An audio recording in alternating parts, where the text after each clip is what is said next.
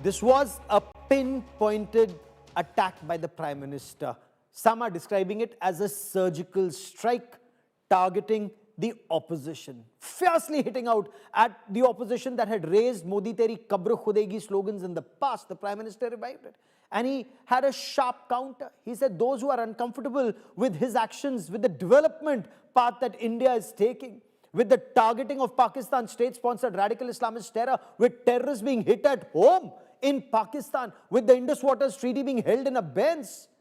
All of these are the reasons, including Article 370 being scrapped, to the development that's taking place in the Northeast. And he gave the example of that very crucial, that strategic Bogibeel Bridge that was to be made for decades, but finally made when he became the Prime Minister, to the end of Maoist, the Red Terror in the Red Corridor. So he said all of these are reasons why the opposition, especially the Congress, that cannot defeat him in elections. Now they've seen this in 3 elections. The only way they can target him is to pray or chant that he'll be sent to his grave. Listen in. मोहब्बत की दुकान खोलने वाले मोदी तेरी कब्र खुदेगी के नारे लगा रहे हैं जी। ये कौन सी मोहब्बत की दुकान है जो देश के ही किसी नागरिक के कब्र खोदने के सपने देखती हो? ये कौन सा संविधान से उन्होंने सीखा है जो देश के ही किसी नागरिक के कब्र खोदने की बात करते हो? क्या ये संविधान का अपमान नहीं है?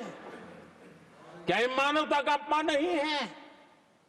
क्या ये सार्वजनिक जीवन की मर्यादाओं का अपमान नहीं है?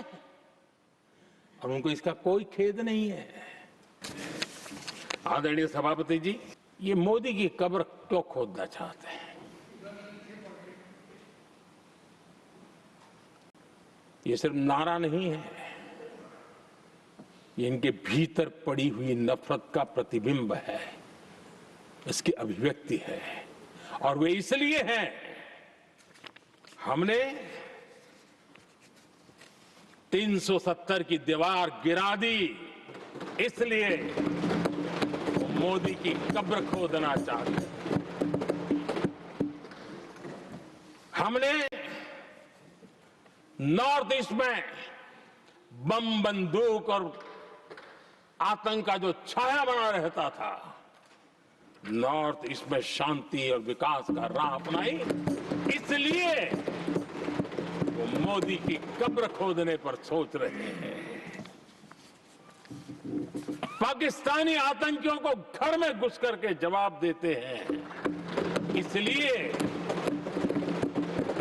मोदी की कब्र खोदने की बात कर रहे हैं। ऑपरेशन सिंदूर करते हैं, इसकी उनको परेशानी होती है और इसलिए वो मोदी की कब्र खोदते हैं। This was part 1 of the attack. Part 2, on the issue, remember what happened outside the Makar Dwar of Parliament? The manner in which leader of opposition Rahul Gandhi, when he was sitting with those suspended MPs and other opposition leaders, and when Union Minister of State for Railways, Ravneet Singh Bittu, he was crossing by the verbal altercation that took place from my traitor friend to Desh ke Dushman. Prime Minister Narendra Modi, he picked on that. And he said, the leader of opposition calling a Sikh member of parliament Gaddar or traitor wasn't calling one individual that. According to the Prime Minister, that shows the hatred for Sikhs. Listen in to the Prime Minister. I'll get you more on the story. Congress के शातिर दिमाग जिनका है, ऐसे एक युवराज ने उनको गद्दार कह दिया। अहंकार कितनी 7वें आसमान पर पहुंच चुका है इनका।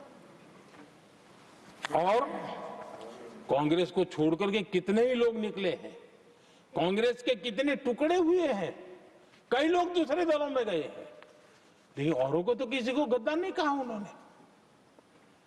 लेकिन कल सांसद को गद्दार इसलिए कहा क्योंकि वो सिख थे।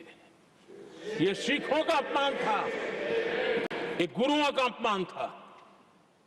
और कांग्रेस के अंदर जो कूट कूट करके सिखों के प्रति नफरत भरी पड़ी है ना, उसका वो अभिव्यक्ति थी।